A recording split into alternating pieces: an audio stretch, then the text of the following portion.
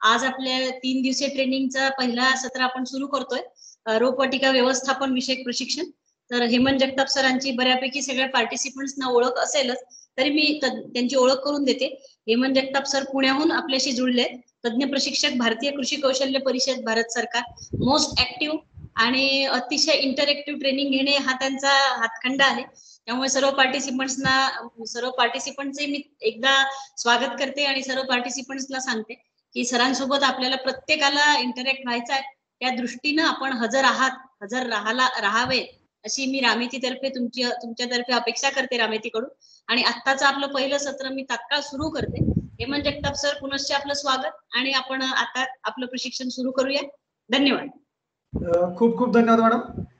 नेहमीच रामेती अमरावतीचं पण सहकार्य मला लागतं, नेहमीच वारंवार पण बोलवलं जातं. तिथले सर्व स्टाफ कोऑपरेटिव्ह आहेच आणि भविष्यामध्ये पण वारंवार तुमच्याशी हितगुज करण्याची संधी मला उपलब्ध होईल अशी पण या ठिकाणी इच्छा व्यक्त करतो.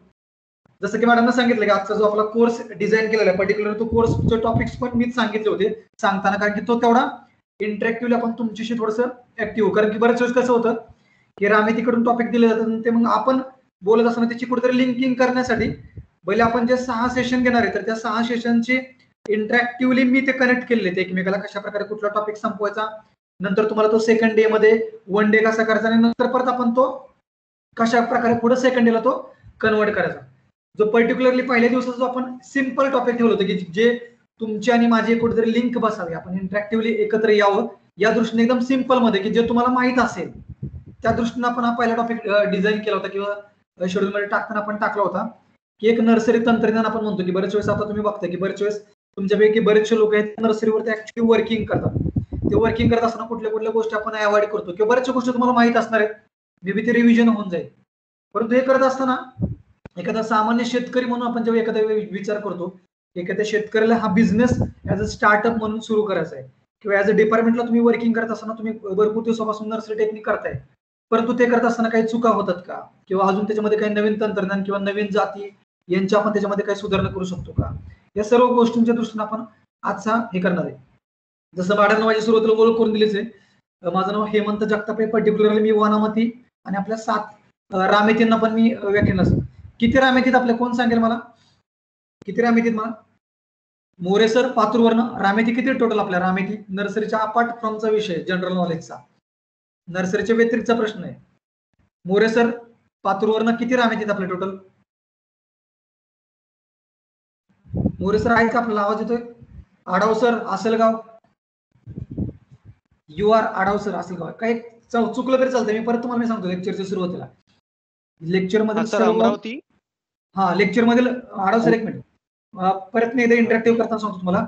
लेक्चर मधील सर्व घटना व पात्र काल्पनिक आहे, त्याचा वास्तविक जीवनाशी काही संबंध नाही. शीतल नांगरे मॅडम, म्हणजे मी जरी तुम्हाला काय बोललो तरी फक्त योगायोग समजावा आणि लेक्चर पुरता मर्यादित तो पाठ समजावा, नंतर परत तुम्ही ते लक्षात नाही. पण आपण इंटरॅक्टिव्ह केल्यामध्ये थोडंसं तुमच्या ते लक्षात राहील म्हणून सांगण्याचा तो माझा प्रयत्न आहे. आढाव सर किती रामेतीत आपल्या? 5 आहे ना सर. अमरावती, अमरावती, औरंगाबाद, पुणे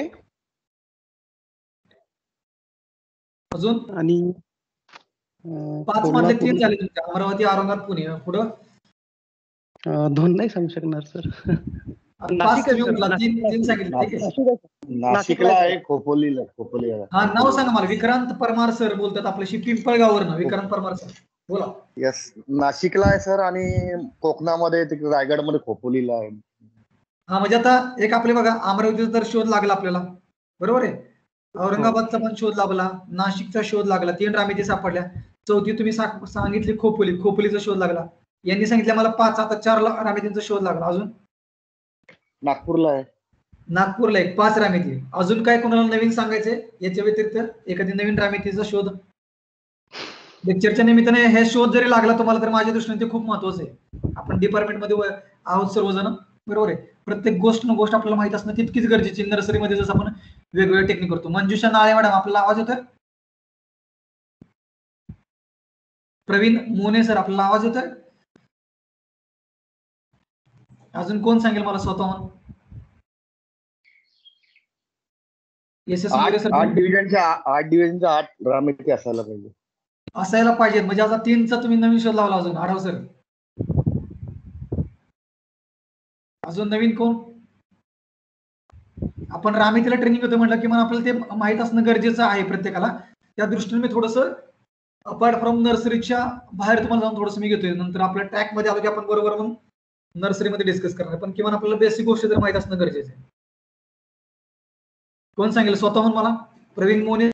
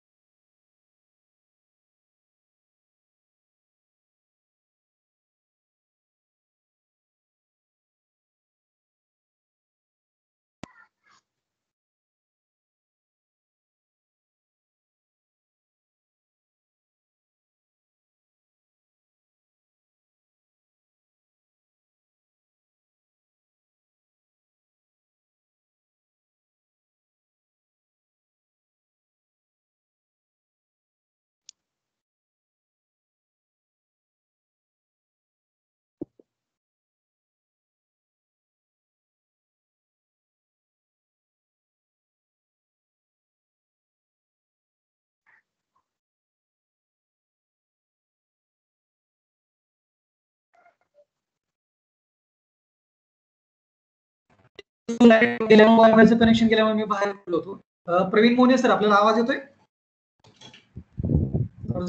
लाईट गेल्यामुळे मी बाहेर पडलो होतो, परत रिटर्न मी ह्याच्यावर जॉईन केले. जसं की आता कोण सांगेल मला अजून स्वतःहून? लवकर घ्या, कारण आपल्याला वेळ भरपूर आहे, परंतु थोडंसं तुमच्याशी इंटरॅक्शन मला करणं गरजेचं आहे. टोटल आपल्या किती रामिती आहेत? कोण सांगेल मला स्वतःहून? Any idea? Vinod Lahale sir, Vinod Lahale sir.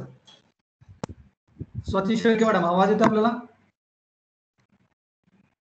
Buldhana. Sheetal Nangare madam बोला. शीतल नांगरे मॅडम बोलतात. शीतल नांगरे मॅडम, आपण कोण बोलताय? हा सर, मी वाशिम मंगळूरपीर. वाशिम मंगळूर. हो सर. काय मॅडम तुम्हाला आयडिया काय? आयडिया काय रामिती कुठे आहेत आपल्या? काय आयडिया? कोल्हापूरला आहे सर, नाशिकला आहे, त्याच्यानंतर पुणे. पहिली सांगितलं आता तुम्ही? पहिली कोल्हापूर, बरोबर आहे. त्याच्यानंतर नाशिक, त्याच्यानंतर पुणे, औरंगाबाद, अमरावती, 4, खोपोली, बरोबर, 5, 6 नागपूरला आहे सर. आणि शेवट म्हणजे बरोबर आहे. तुम्ही नागपूर तर सांगितले होते, पण तुम्ही तुमची रामिती विसरला होता अमरावती सांगायला. बरोबर आहे. टोटल आपल्या 7 रामिती आहेत. शीतल मॅडम बरोबर सांगितलं. टोटल आपल्या 7 रामिती आहेत. थोडंसं आपण रूट न घेऊ, म्हणजे तुमच्या भागाकडून आपण सुरुवात करू, जेणेकरून तुम्ही परत कधीच विसरणार नाही. बेसिक प्रश्न आहे. पहिले रामिती नागपूरला लागतं आपल्याला. नागपूरवरनं थोडस तुम्ही पुढे आला, एक 140-150 किलोमीटर की तुमचं लागतं अमरावती. बरोबर आहे. नागपूर, अमरावती, औरंगाबाद, नाशिक, खोपोली, पुणे आणि कोल्हापूर या टोटल आपल्या 7 रामिती आहेत. सर्वांनी लक्षात ठेवा. टोटल आपल्या 7 रामिती आहेत. ठीक आहे. आपल्या 8 रामिती आहेत, 7 रामिती किंवा 5 रामिती, आपल्या 7 रामिती. हा जनरल प्रश्न आहे, हा प्रत्येकाला माहित असावा, त्या दृष्टीने तुम्हाला सांगितलं. ठीक आहे. आता आपला आजचा जो बेसिक विषय तो आहे रोपवाटिका व्यवस्थापन विषय प्रशिक्षण. याच्यामध्ये आपण पहिला जो टॉपिक आहे आपल्याला पहिल्या सेशनचा, तो आहे नर्सरी तंत्रज्ञान म्हणजे नक्की काय, त्याची संकल्पना नक्की काय ते आपण बघणार आहोत. त्याचे फायदे कोणकोणते, नर्सरीचे वेगवेगळे प्रकार कोणते, नर्सरीची गरज खरोखर आहे का, आणि एखादी नर्सरी जर का तुम्हाला चांगल्या प्रकारे करायची असेल तुमच्या ग्राउंड लेवलला, एखाद्या शेतकऱ्याला किंवा डिपार्टमेंटला, तर ती नर्सरी करत असताना त्याचा एक बेसिक आराखडा किंवा ज्याला आपण म्हणतो डिझाईन. कुठलंही घर आपल्याला बांधायचं असेल बघा गावाकडे, किंवा एखादं आपल्याला फ्लॅट सिस्टम जेव्हा आपण करतो, तर त्याचा पहिल्यांदा आपण डिझाईन बघतो किंवा आराखडा बघतो. तर तो आराखडाला सगळ्यात महत्वाचा असतं नर्सरीमध्ये. आणि बऱ्याच वेळेस मी जेव्हा बघतो तर त्या नर्सरीमध्ये तो डिझाईन किंवा तो आराखडा प्रॉपरली फॉलो केलेला नसतो किंवा पाळलेला नसतो. जर का तुम्ही कुठलीही गोष्ट आराखड्यानुसार केली, डिझाईननुसार केली, तर आपल्याला अतिशय सुंदररित्या आपण त्याचं प्लॅनिंग करू शकतो. म्हणून नर्सरीमध्ये डिझाईनला किंवा आराखड्याला अत्यंत महत्व आहे. आराखड्याशिवाय कुठलीही नर्सरी प्रॉपर नर्सरी म्हणतो की आपण ती असूच शकत नाही, किंवा सायंटिफिकली ती असूच शकत नाही. तुम्ही म्हटलं मी नर्सरीला कुठं पण गेट टाकतो, कुठं पण ऑफिस करतो, कुठं पण रोपं लावतो, बरोबर आहे, कुठं पण कलम हे करतो,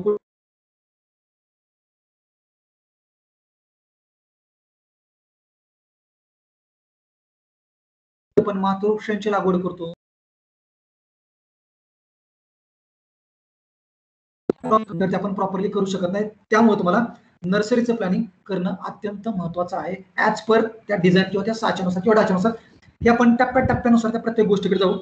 प्रेझेंटेशन शेअर करण्यापूर्वी मी तुम्हाला साधा आणि सिंपल, कारण प्रेझेंटेशन शेअर केलं की मला तुमचे कॉन्टॅक्ट पुढे दिसत नाहीत. साधा आणि सिंपल प्रश्न विचारतो की नर्सरी म्हणजे काय हो, साध्या आणि सोप्या भाषेमध्ये कोण सांगेल मला, की याला आपण नर्सरी म्हणतो साध्या आणि सिंपल भाषेत. देवराव लेंडे सर, आपल्याला आवाज येतोय? Devrao Lende sir, can you here me? Devrao Lende sir, आपल्याला आवाज येतो माझा? उपस्थिती चांगली, 23 लोक आहेत. सुंदर आपण डिस्कशन करत जाऊ की जेणेकरून तुम्हाला परत कुठलाच कन्सेप्ट तुम्ही विसरणार नाही. देवराव लेंडे सर, आपल्याला आवाज येतोय? उशिरा जॉईन झालेत. दीपाली फुसे मॅडम, आपल्याला आवाज येतोय?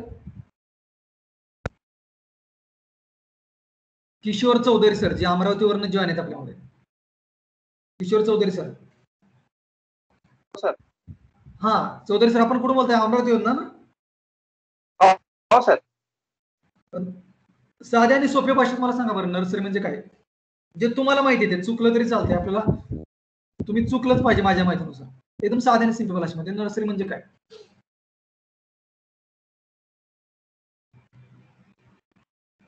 चौधरी सर, आपल्याला आवाज येतोय ना? हो सर. हा, नर्सरी म्हणजे काय मी असं विचारतोय, साधे आणि सिंपल.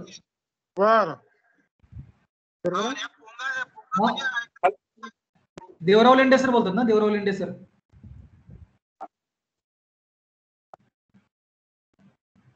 बोला. लेंडे सर बोला, आपला आवाज येतोय. कोण सांगेल तुमच्यापैकी? स्वतःहून सांगा मला, नर्सरी म्हणजे काय साध्या आणि सोप्या भाषेमध्ये. आपला जो पहिला टॉपिक आहे किंवा जे पूर्ण लेक्चरचं सारा आहे, ज्याच्यावर आपल्याला की ज्याच्यावर आपण पूर्ण बघणार आहे, नर्सरी म्हणजे काय कोण सांगेल मला साध्या आणि सोप्या भाषेत? अतुल सर बोला. अतुल क्षीरसागर सर, कारंजा लाड, बोला.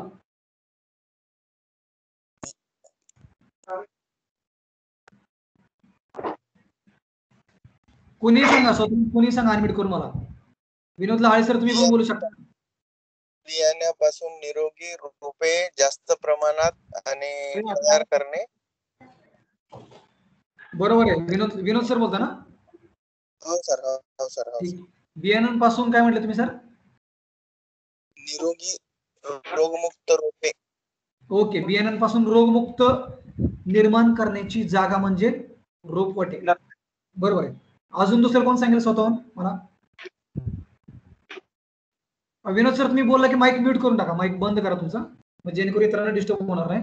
अजून कोण सांगेल स्वतःहून मला? नर्सरीचं ट्रेनिंग आपण बघतोय किंवा रोपवाटिकेचं ट्रेनिंग आपण बघतोय, तर किमान रोपवाटिका म्हणजे काय ते तर किमान आपल्याला माहित असणं गरजेचं आहे. कोण सांगेल मला अजून?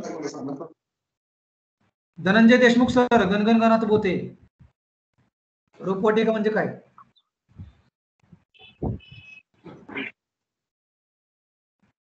धनंजय सर, आवाज येतोय? हो सर, येतो. थोडा रेंजचा प्रॉब्लेम आहे, येतो पण. नाही, पण तुमचा आवाज आम्हाला क्लिअर येतोय. रेंज मध्ये असलं तरी तुमच्याशी बोललं म्हणजे आम्हाला डायरेक्ट महाराजांशी बोलल्यासारखं वाटतं आम्हाला. देशमुख जय गजानन सर, बरोबर आहे. काय रोपवाटिका म्हणजे काय, साधारण सिंपल तुम्हाला काय वाटतं जनरल आयडिया? कीडमुक्त, रोगमुक्त, चांगल्या प्रतीचे रोप निर्माण करणे, अशी जागा म्हणजे आपली रोपवाटिका. ओके, कीडमुक्त किंवा रोगमुक्त रोप तयार करण्याची जागा म्हणजे रोपवाटिका किंवा नर्सरी. बरोबर आहे. अजून स्वतःहून कोणाला काय बोलायचं? अजून स्वतःहून कोणाला काय बोलायचंय? बघा, जेव्हा आपण नर्सरी तंत्रज्ञान बघतो तर किमान आपल्याला जो टॉपिक आहे तर त्या टॉपिकचं सायंटिफिक माहिती असणं गरजेचं आहे. नर्सरी म्हणजे एक अशी जागा असते, नर्सरी म्हणजे एक अशी, मी अजून प्रेझेंटेशन शेअर केली, थोडंसं तुमची इंटरॅक्टिव्ह करून मग मी थोडंसं प्रेझेंटेशन शेअर करतो. Kishor Chaudhari sir, mic mute करा आपला. नर्सरी म्हणजे अशी जागा, नर्सरी म्हणजे एक अशी जागा. बऱ्याच वेळेस आपण आपल्या व्यावहारिक जीवनामध्ये नर्सरी शब्द वापरतो. तुम्हाला माहित असेल, पर्टिक्युलरली जे लेडीज आहेत त्यांना माहित असेल की आपण म्हणतो की माझ्या मुलाला मी नर्सरी स्कूलमध्ये टाकलेले आहे. बरोबर आहे. आपण आपल्या लहान मुलांना नर्सरी स्कूलमध्ये टाकतो. म्हणजे नक्की काय हो, एक असं स्कूल की ज्या स्कूलमध्ये मुलांना त्यांच्या लहान वयामध्ये त्यांची प्रॉपरली काळजी घेतली जाते, त्याला आपण म्हणतो नर्सरी. ते स्कूलच्या बाबतीमध्ये झालं आपलं.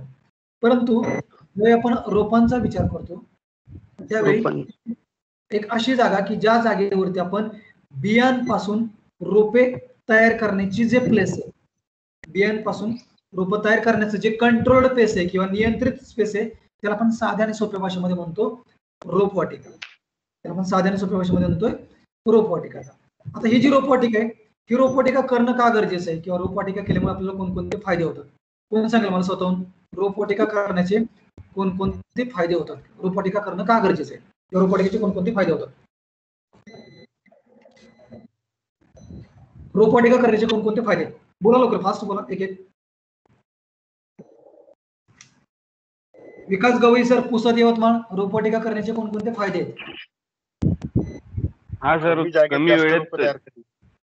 कमी वेळेत जास्त रोपे आपण तयार करू शकतो. कीडमुक्त व रोगमुक्त नियंत्रित पद्धतीने आपण रोपे तयार करू शकतो सर नर्सरी. बरोबर आहे, बरोबर आहे. अजून आणखी सर, कमी वेळेमध्ये फळधारणा होणारी रोपे, कलमे आपण तयार करू शकतो तिथं. एक्झॅक्टली बरोबर आहे. अजून साधारण सिंपल एकदम, बाकीचे कोण सांगेल? रोपवाटिका केल्यामुळे आपल्याला खरोखर कोणकोणते फायदे होतात? कमी वेळेत जास्त रोपे कलमे तयार करू शकतो. बरोबर आहे. कमी वेळेमध्ये तुम्ही सांगितलं की कमी वेळेमध्ये जास्त रोपे तयार होतात, किंवा ज्याला आपण दुसऱ्या भाषेत म्हणतो की रोपवाटिकेपासून आपल्याला आयती कच्चे रोपे उपलब्ध होतात, आयती जे तयार केले. बरोबर आहे. अजून रोपवाटिकेमध्ये तुम्हाला वेळ, पैसा आणि श्रम या दोघांची पण बचत होते. रोपवाटिकेमध्ये आपण वेळ, पैसा आणि श्रम या दोघांची पण बचत होते. अजून दुर्मिळ, जे झाडं दुर्मिळ आहेत,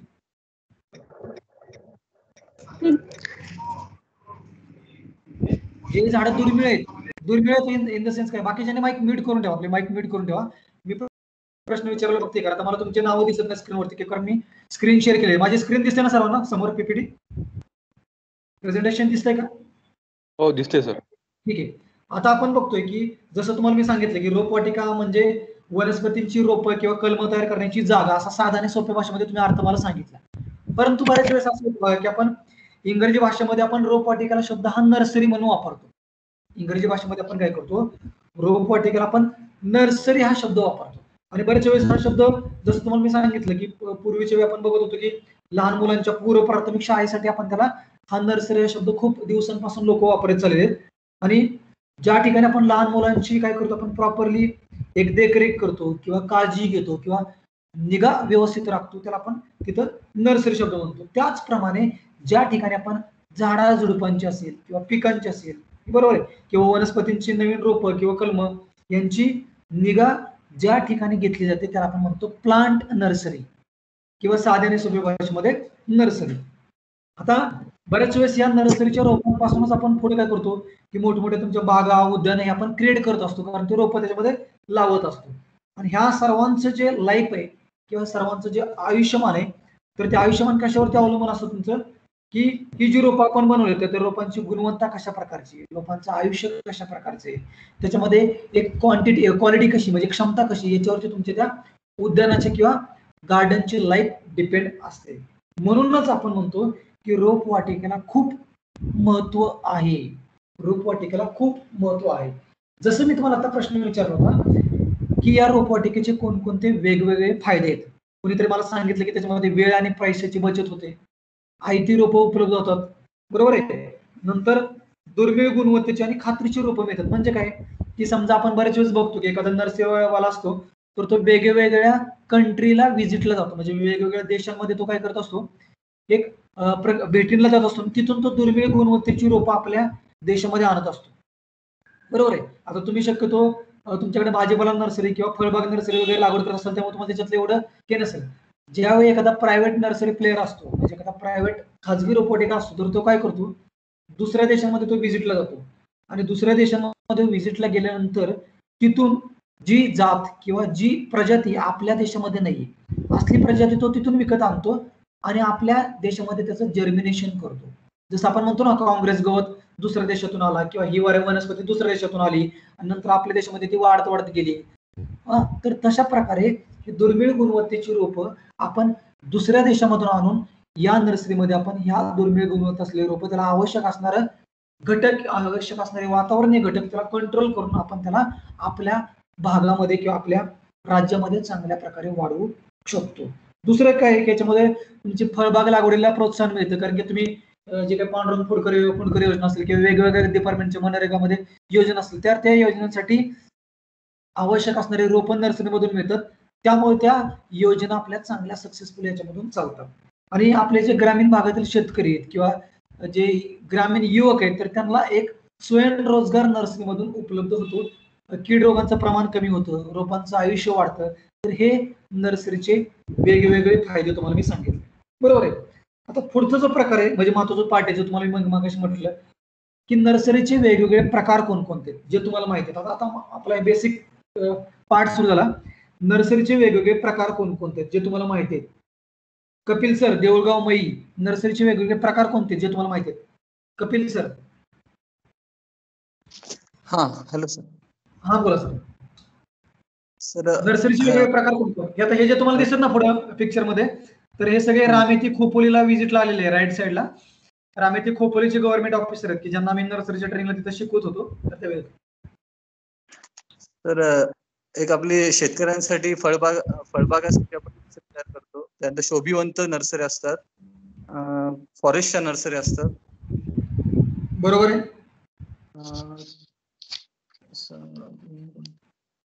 म्हणजे आता तुम्ही सांगितले फळबाग नर्सरी सांगितली, फॉरेस्ट नर्सरी ज्याला आपण म्हणतो की सामाजिक वनीकरणाची नर्सरी सांगितली, बरोबर. 2 प्रकार सांगितले.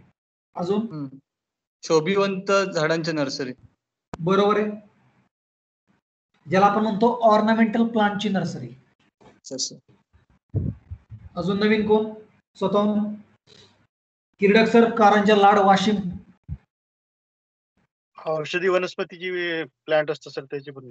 बरोबर आहे. ॲरोमॅटिक अँड मेडिसिनल प्लांट, बरोबर आहे. अजून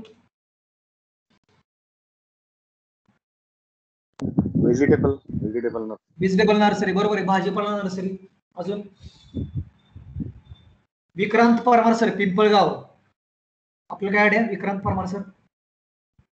शीतल नांगरे मॅडम, मंगरुळपीर, वाशिम. नाव तुमची पार झाली आता मला बऱ्यापैकी. स्वाती शेळके मॅडम, बुलढाणा. काय आयडिया? मोरे सर, पातूर. कोणकोणते नर्सरीमध्ये वेगवेगळे प्रकार आहेत की जे आपण सक्सेसफुली करू शकतो. आता तुम्ही फळरोपवाटिकेला तुम्हाला फक्त फळरोपवाटिका तुमच्या डोक्यामध्ये भिनलेली, बरोबर आहे. पण याच्या व्यतिरिक्त नर्सरीमध्ये कोणकोणते प्रकार आहेत की जे प्रकार चांगल्या प्रकारे शेतकरी अवलंबून करून तो त्याचं प्रोडक्शन वाढवू शकतो. आता एक गव्हर्नमेंटने आता मला त्याच्यामध्ये जायचं नाही, तो सगळ्यात शेवटचं सेशन आहे. आता एक गव्हर्नमेंटने एक नवीन योजना आणलेली आहे नर्सरीच्या लोकांसाठी. त्याचं काय नाव आहे? कोण सांगू शकेल मला तुमच्यापैकी स्वतः? अहिल्याबाई होळकर रोपवाटिका दिले सर आम्ही आता. अहिल्याबाई का अहिल्यादेवी? अहिल्यादेवी होळकर रोपवाटिका आम्ही दिली सर शेगावमध्ये एक. बरं. तर ते पण तुम्हाला मी सांगतो की त्याचे गाईडलाईन्स मी बनवले, त्याची पण माहिती आपण घेऊ सगळ्यात शेवटी. सगळ्यात शेवटचा टॉपिक आहे आपला तो नर्सरीच्या दृष्टीनं.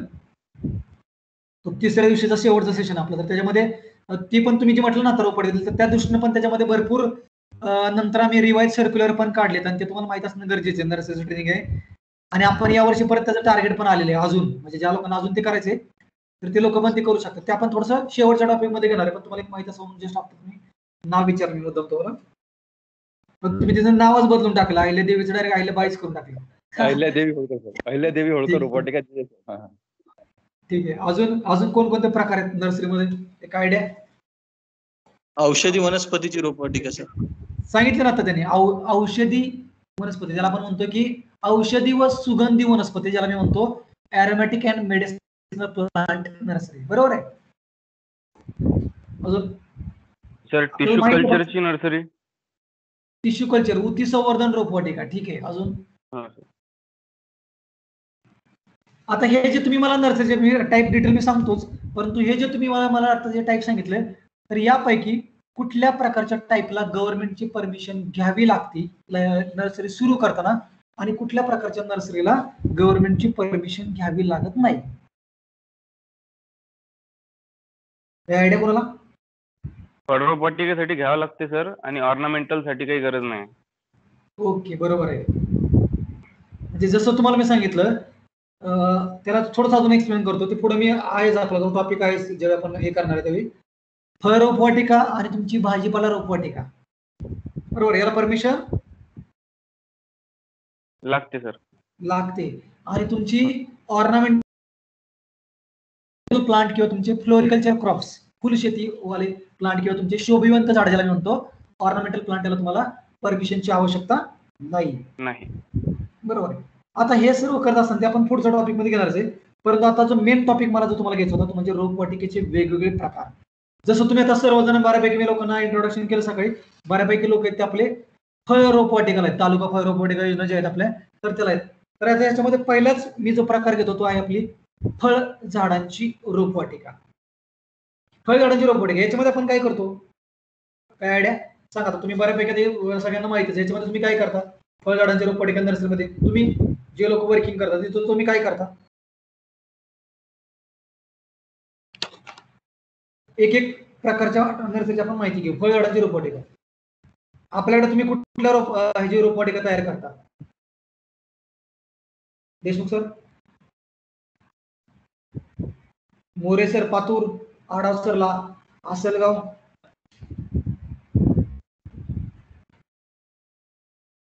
फळझाडांच्या रोपवाटिकेमध्ये आपण कोणकोणती कार्य करतो, कोणकोणत्या फळझाडांची आपण त्याच्यामध्ये कलम करतो, कोणकोणती कलम करतो? जनरल प्रश्न, साधा आणि सिंपल, की जिथं तुम्ही वर्किंग करता ऍक्च्युअली. आता सर आपण सीताफळाची रोपे रोपं करतो. ठीक आहे, त्याला कुठल्या कशा प्रकारे करता तुम्ही? कशापासून तयार करता सीताफळाचं रोप? मी रोपवाटिकेला नाही सर, पण सीताफळाची रोप सीडने, त्याचं प्रोपगेशन सीडने पण करतो, आणि काही डाळिंबाचं वगैरे एअर लेअरिंग करून किंवा टंग लेअरिंग खाली आपल्या जमिनीमधून दाब कलम वगैरे करून पेरूची सगळी करतो. अनेक प्रकारचे म्हणजे व्हेजिटेटिव्ह प्रोपगेशन आणि सीडने प्रोपगेशन, व्हेजिटेटिव्ह आणि सीडने. सीताफळाचं तुम्ही जसं सांगितलं सीड, डाळिंबाचं सांगितलं तुम्ही एअर लेअरिंग, पेरूचं तुम्ही सांगितलं टंग ग्राफ्टिंग, म्हणजे आपण ते जमिनीमध्ये दाबतो, बरोबर आहे, दाब कलम. ठीक आहे. अजून थोडक्यात साध्या आणि सोप्या भाषेमध्ये काय, की जी फळ झाडांची तुमची रोपवाटिका आहे, बरोबर आहे, तर याच्यामध्ये तुम्ही सर्व प्रकारच्या फळ झाडांची कलम तुम्ही तिथं तयार करत असता. मग ते कलम असतील, रोप असतील, तुमचं बियाणं असेल, बरोबर आहे, हे सर्व तयार करून तुम्ही त्याची विक्री करता. मग यासाठी तुम्ही वेगवेगळी कलम वापरता, म्हणजे जसं की तुमचं गुटी कलम असेल, दाब कलम असेल, छाट कलम असेल, किंवा काही ठिकाणी तुम्ही डोळे भरून त्याची हे करता, बरोबर ना, रोप तयार करतो आपण फळ झाडांच्या रोपवाटिकेमध्ये. दुसरा जो प्रकार आहे तुमचा तो म्हणजे भाजीपाला पिकांची रोपवाटिका. भाजीपाला पिकांची रोपवाटिका आपण जनरली कशा प्रकारे करतो, काय आयडिया?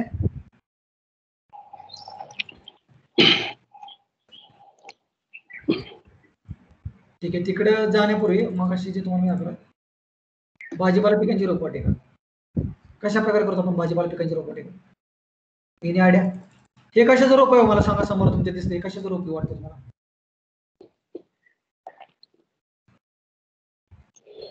समोरचं कशाचं रोप आहे तुम्हाला जे दिसते ते? कपिल सर, देऊळगाव मई, किरडक सर, कारंजा लाड वाशिम,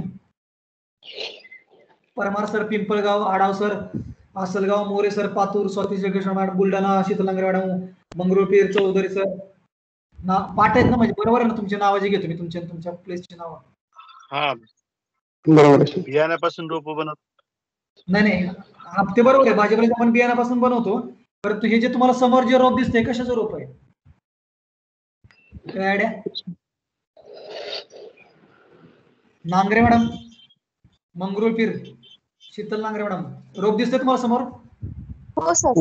आहे का वाशिम मध्ये पिकतं? काही वाशिम मध्ये पिकतं? ते काही क्लिअर नाही दिसत. तुमचं गाव कोणतं आहे Nangare madam? Proper native? Mahabaleshwar sir, Satara. Satara मध्ये कुठं? महाबळेश्वर. मी फलटणचा आहे, फलटण. तुम्ही जर का महाबळेश्वरचे तर तुम्हाला हे सांगताच आलं पाहिजे madam. Nangare madam, Sheetal Nangare madam, Mahabaleshwar. हो. कुठलं? तुम्ही जर का महाबळेश्वरचे आहे ना, तर तुम्हाला हे क्रॉप म्हणजे हे जे पिकाचं नाव आहे ना ते 200% तुम्हाला सांगताच आलं पाहिजे. हे आहे, कोण सांगे मला स्वतःहून अजून? शीतल नांगरे मॅडम तर 100% सांगता झालं पाहिजे. स्ट्रॉबेरी आहे का? Strawberry exactly. कोणी सांगितलं स्ट्रॉबेरी आता? कपिल चिंगळे, देऊळगाव मई. स्ट्रॉबेरी हे तर तुम्हाला इथं बघा एक दिसतंय, इथं फ्रूट पण लागलेलं दिसतंय तुम्हाला. कर्सल दिसतोय का माझा? इथे रेड फ्रूट पण लागलेलं आहे. हे स्ट्रॉबेरी आम्ही हे काय केलं होतं, तळेगाव दाभाडेमध्ये आम्ही हे याच्यामध्ये लावलं होतं, कोकोपीट मध्ये लावलं होतं. स्ट्रॉबेरीच्या व्हरायटी कोणत्या आहेत नागरे मॅडम, ज्या महाबळेश्वर मध्ये ते सांगा मला जरा, स्ट्रॉबेरीच्या जाती. हा सर, जास्ती करून विंटर लावला जातो आमच्या भागात. विंटर आहे, नाबी आहे. बरोबर आहे. हा, ही जी त्यानंतर व्हरायटी स्वीट चार्ली आहे सर. Okay, winter dawn. हो सर. ओके, आता हे जे तुम्हाला, तर ही व्हरायटी आहे, ही जपानची व्हरायटी, हिचं नाव आहे अक्की हिमे. बघा मी सांगतोय, हे जे तुम्हाला समोर जे दिसते, हे स्ट्रॉबेरीचं रोप आपण बनवलं होतं आणि स्ट्रॉबेरीच्या रोप मध्ये ह्याची जी व्हरायटीचं नाव आहे ती आहे अक्की हिमे व्हरायटी आहे. आता तुम्ही म्हणताल की आपले जे रेग्युलर जे पिकतात आपल्या भागाकडे, सातारकडे विंटर वगैरे, किंवा याच्यामध्ये डिफरन्स काय, तर हिचा ब्रिक्स पर्सेंटेज जास्त आहे. ब्रिक्स पर्सेंटेज म्हणजे काय Nagare madam? Brix percentage, brix reading म्हणतो आपण. ब्रिक्स पर्सेंटेज शुगर पर्सेंटेज, बरोबर आहे. म्हणजे त्याच्यामधला स्वीटनेस जास्त आहे. तर त्यामुळे तुम्हाला हिचं जे स्वीटनेस आहे, तर हा जवळपास 12 ते 14 पर्यंत आहे ब्रिक्स रिडिंग. त्यामुळे तुम्ही जर काही तोंडामध्ये टाकले आपल्या, तर ते ओठावरती टाकल्यानंतर लगेच विरघळते. आणि ही जी स्ट्रॉबेरी, जनरली महाबळेश्वरची स्ट्रॉबेरी कशी किलो असते शीतल मॅडम? महाबळेश्वरची स्ट्रॉबेरी कशी किलो असते साधारणतः? सीझन वाईज होतं, म्हणजे तरी पण इनिशियली आणि तरी पण 200-300 रुपये 200-300 रुपये किलो. ही स्ट्रॉबेरी आम्ही तळेगाव दाभाडेमध्ये लावली होती, हायटेक पॉलिहाऊस मध्ये. हायटेक पॉलिहाऊस म्हणजे काय? हे पूर्णपणे कंट्रोल्ड पॉलिहाऊस आहे. याला एक्झॉस्ट फॅन, कुलिंग पॅड, हॉगर्स हे सर्व पण आपण सेन्सरवरती बसवलेत. या स्ट्रॉबेरीची किंमत होती 500 रुपये पर केजी, आणि तरी पण तिथले ते लोक घेत होते. परंतु हा जो व्यक्ती, तर हा व्यक्ती जपानवरनं याची मदर कल्चर मागवायचा. मदर कल्चर म्हणजे काय, की तुम्हाला हे जे रोपं तयार करण्यासाठी लागणार जे कल्चर आहे, तर तो तिकडून मागवायचा आणि नंतर तो तिथं त्यांच्या पॉलिहाऊसमध्ये त्याची रोपं तयार करायचा, कंट्रोल पॉलिहाऊसमध्ये. आणि नंतर तो तिथून एक रोप हे 50 रुपयाला पण सेलिंग करायचा. म्हणजे रोपं पण विकायचा आणि प्लस त्याची तिथे आलेली स्ट्रॉबेरी पण तो सेल आउट करायचा. जस्ट तुम्हाला माहित असो म्हणून, की अशा प्रकारे पण लोक करतात. फक्त ही व्हरायटी आपल्या भागामध्ये येणार आहे. जो तुम्हाला मी सुरुवातीला फायदा सांगितला होता, की दुर्मिळ गुणवत्तेची झाडं, किंवा जे आपल्या भागामध्ये पर्टिक्युलरली ज्या जाती किंवा ज्या व्हरायटी आपल्याकडे चालत नाहीत, परंतु त्या दुसऱ्या भागातून आणून आपण त्याच्यामध्ये आवश्यक असणाऱ्या क्लायमॅटिक कंडिशन मेंटेन करून आपण त्याच्यामध्ये रोपं तयार करू शकतो. त्याचे फॉर एक्झाम्पल हे उदाहरण आहे तुम्हाला, बरोबर आहे. एक उदाहरण आहे की आपण ते चांगल्या प्रकारे आपल्या भागामध्ये पण ते पिकवू शकतो. दुसरं तुम्हाला समोर दिसतंय की ते व्हर्टिकल सिस्टीम मध्ये लावलेलं आहे. म्हणजे तो व्यक्ती किंवा तो शेतकरी काय करायचा, की वरच्या भागामध्ये तो स्ट्रॉबेरीची रोपं लावायचा, स्ट्रॉबेरीची सीडलिंग्स लावायचा, आणि खालच्या भागामध्ये तो तिथं खाली व्हेजिटेबलची सीडलिंग लावायचा. म्हणजे जसं तुमचं चिली असेल किंवा ब्रिंजल असेल, म्हणजे मिरची, वांगी, त्याची लागवड करतो. तुम्हाला जो खाली दिसतो ना ट्रे मध्ये रिकामा भाग, तर त्याच्यामध्ये तो ट्रे मध्ये टाकून टाकायचा. दुसरं एक तुम्हाला ह्या एक नर्सरीचाच पार्ट आहे, याच्यामध्ये खाली तुम्हाला एक दिसते बघा, खाली काळं काहीतरी टाकलेलं पेपर. काय आयडिया तुम्हाला काय म्हणतात ते पेपर? खाली काळा पेपर टाकलाय बघा,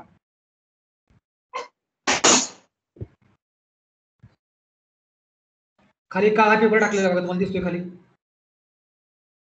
तुम्ही सर्व जर नर्सरीमध्ये कार्य करताय म्हटलं, तुम्हाला तो पेपर माहिती असणं गरजेचं आहे, कारण प्रत्येक नर्सरीमध्ये शक्यतो त्याचा वापर केला जातो. हे सगळे रामेती पुणेचे गव्हर्नमेंट ऑफिसर आहेत, जे आम्ही तळेगावला व्हिजिटला नेले. रामेती पुणेचे नर्सरीचे ट्रेनिंग आम्ही तळेगावला नेले होते व्हिजिटला. कोणता पेपर आहे खाली? दिसत नाही सर. दिसत नाही का? तर आपण वीड मॅट म्हणतोय, वीड मॅट. ब्लॅक पेपर आहे तो. स्क्रीन शेअर नाही का? नाही, स्क्रीन शेअर नाहीये. एकच मिनिट. हा, तुम्ही मला तसं सांगत जा बरं का, जर का तुमच्याकडे शेअर नाही झाले ना.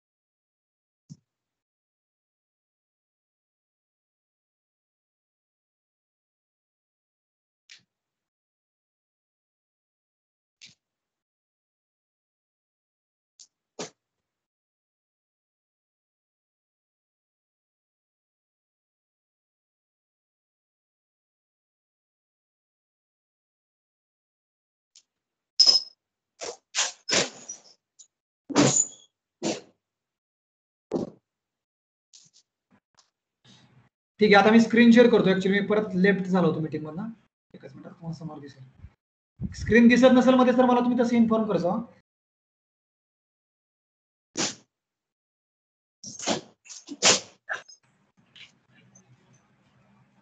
स्क्रीन दिसते समोर आता तुम्हाला? हो आता हो सर, हो सर. ठीक आहे, आता तुम्हाला दिसते का खाली काळा पेपर दिसतो तुम्हाला स्क्रीन मध्ये? खाली जे ते लोक उभं राहिले त्याच्यामध्ये तो खाली काळा पेपर टाकलेला आहे बघा, एक ब्लॅक पेपर टाकलेला आहे नर्सरीमध्ये. दिसतोय? हा, त्याला आपण विडमॅट काय कारण काय असेल कुठल्याही नर्सरीमध्ये आपण या विडमॅटचा वापर करतो, तर विडमॅट टाकण्यामागं कारण काय असेल कोण सांगेल मला? थोडीशी आयडिया काय विडमॅट टाकण्याचं कारण काय असेल? दीपक भाऊ, एक मिनिट. परमार सर काय आयडिया? पिंपळगाव परमार सर, ह्या विडमॅट टाकण्याचं कारण काय खाली तुम्हाला?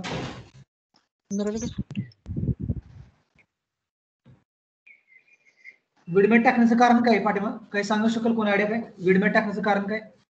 कुठल्याही नर्सरीमध्ये विडमॅटचा वापर जास्त करून केला जातो. तुमच्याकडे फळ रोपवाटिकेत वापरत नाही का तुम्ही विडमॅट?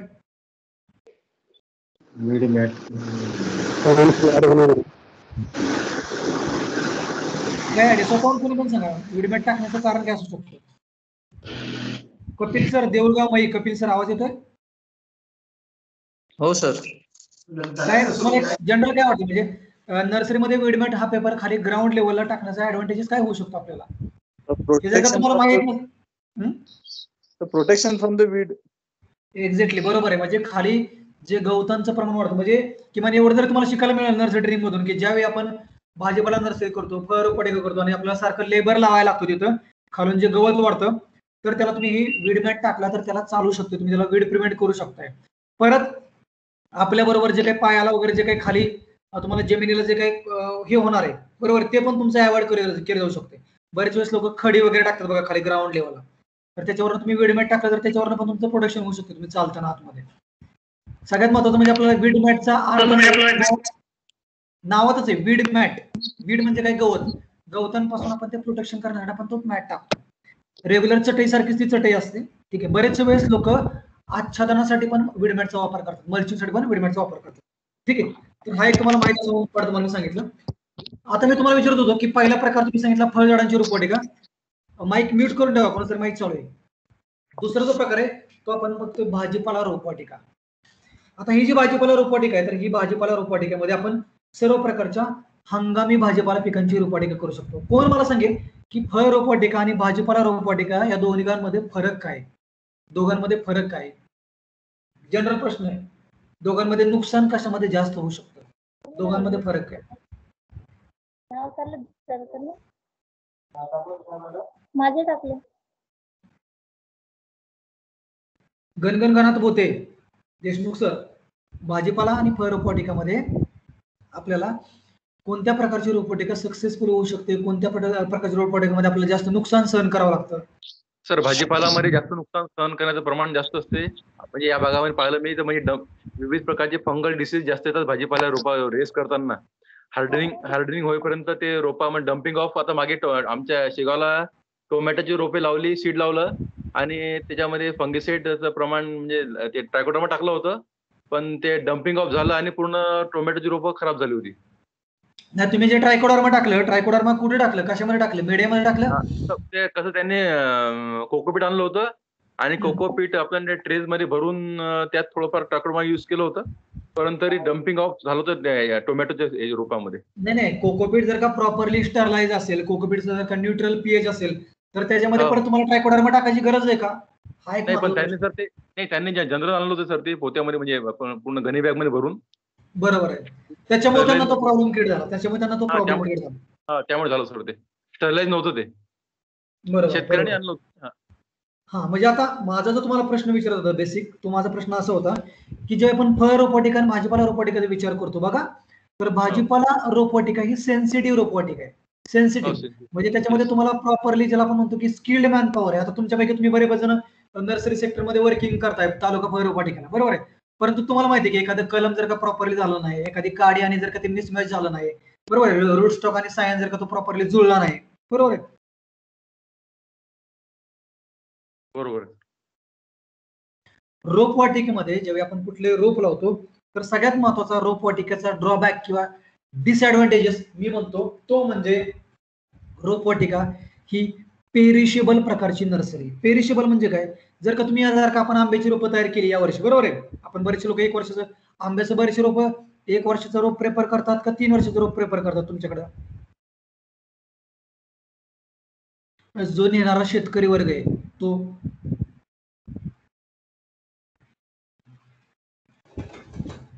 काय सांगू शकता? क्षीरसागर सर, कारंजा लाड आपल्यामध्ये माझ्या माहितीनुसार कारंजा लाडवरनं 2 जण जॉईन आहेत, क्षीरसागर सर आणि किरडक सर, बरोबर ना? माझं जर का पाठ झालं असेल नाव तर.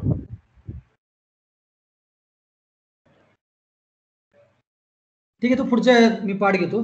आता माझा प्रश्न आहे की भाजीपाला रोपवाटिका ही पेरिशेबल नर्सरी असते. म्हणजे काय की भाजीपाला पिकांची जेव्हा आपण रोपं तयार करतो ती रोपं जर का त्या कालावधीमध्ये गेली नाहीत, ही रोपं जर का त्या कालावधीमध्ये शेतकऱ्यांनी उचलली नाहीत, देशमुख सर बरोबर ना? हो सर, राईट. तर तुम्हाला तिथं त्याचं नुकसान होऊ शकतो. सगळ्यात महत्वाचा पार्ट आहे. म्हणजेच काय की बऱ्याच वेळेस आम्ही जेव्हा नर्सरीवाल्यांशी चर्चा करतो, नर्सरीवाले लोक म्हणतात की आम्ही अगोदर त्या लोकांचे ऑर्डर घेऊन त्यांचे 50% ऍडव्हान्स घेतो पैसे आणि मगच ते रोपं तयार करायला घेतो. भाजीपाला रोपवाटिकेमध्ये तुम्ही 2 प्रकारे भाजीपाला रोपवाटिकाचे बिझनेस करू शकता. कोण सांगू शकता का, काय आयडिया कोणाला? भाजीपाला रोपवाटिकेमध्ये आपण 2 प्रकारे रोपवाटिकेची नर्सरी करू शकतो. काय आयडिया? मोरे सर, पातूर, आवाज येतो आपल्याला? भाजीपाला रोपवाटिकेचा नर्सरीचा बिझनेस आपण 2 प्रकारामध्ये करू शकतो. अजून थोडंसं डीप मध्ये जायचं म्हटलं तर. मोरे सर, आपल्याला येतोय आवाज?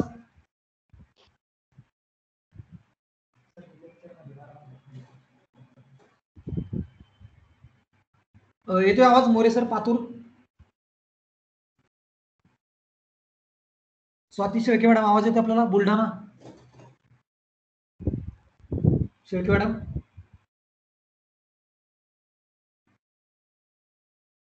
कपिल सर, देऊळगाव मई? हा सर. भाजीपाला रोपवाटिकेमध्ये आपण तो 2 प्रकारे तो बिझनेस करू शकतो. काय आयडिया तुम्हाला थोडीशी? तर एक आपण म्हणजे अंतर्गत शेजारी जे काय म्हणतात आजूबाजूचे जे शेतकरी असतील त्यांच्याकडे करू शकतो आणि जर क्वालिटी चांगली ठेवली तर एक्सपोर्ट पण करू शकतो.